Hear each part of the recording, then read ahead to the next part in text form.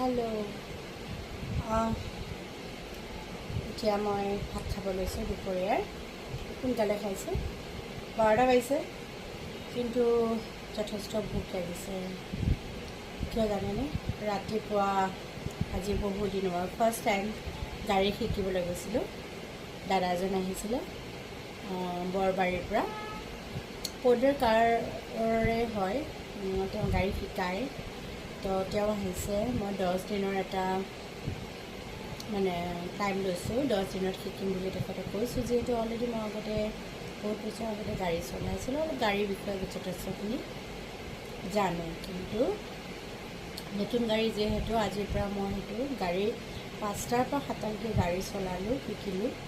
মানে একচুৱেলি চলাই আছিলোঁ, তেওঁ শিকাইছিলে। আহি পেলাই 8টা বজাৰ পৰা য়োগা আছিলে। আহি আকৌ মই নিজৰ বস্তু লৈ আকৌ বাঘৰপুৰ তিনিআলি মানে মোৰ একাডেমীলৈ গ'লোঁ। তাত য়োগা শিকালোঁ, তাতে চাহ তাহ খালোঁ।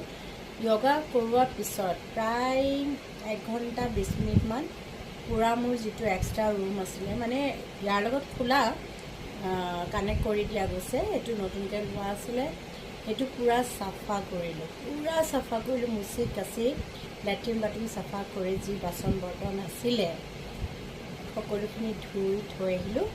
আহি মোৰ ইমানেই ভোক লাগিছে, ভাবি আহিছিলোঁ ৰুটি বনাম বুলি, কিন্তু ৰুটি কচি বেলি ভাজি খোৱালৈ ধৈৰ্য নাই। গতিকে এয়া দাংবডি আলু ভাজিলোঁ, আৰু এইটো মই যে যোৱাকালি ভিডিঅ' এটা দিছিলোঁ কলমৌ শাক মোৰ খুবেই মানে প্ৰিয়। আৰু কলমৌ শাক মই ভাজিছোঁ জলকীয়া পিঁয়াজ আৰু খৰিচাৰে, ইমান যে সোৱাদ হৈছে। তাকে এতিয়া সোনকালে মই ভাবিলোঁ ভাতকেইটাকে খাই দিয়া যাওক।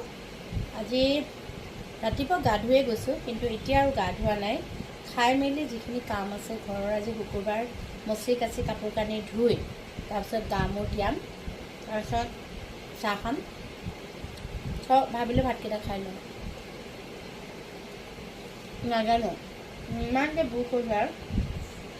একচুৱেলি 2-3 দিন ভাত নাখাওঁ, কিন্তু কাম বেছি হৈ গ'লে ভোক লাগে। আৰু মোৰ ভোক লাগিলে অন্য কোনো ভজা পৰা তেলৰ বস্তু একদম খাব নোৱাৰোঁ, খুবেই বেয়া লাগে।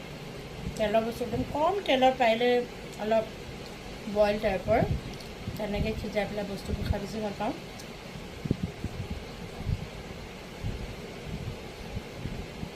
চেবি গাটো অলপ বেয়া শুই আছে, কাৰণ জানে আৰু ছোৱালী মানুহ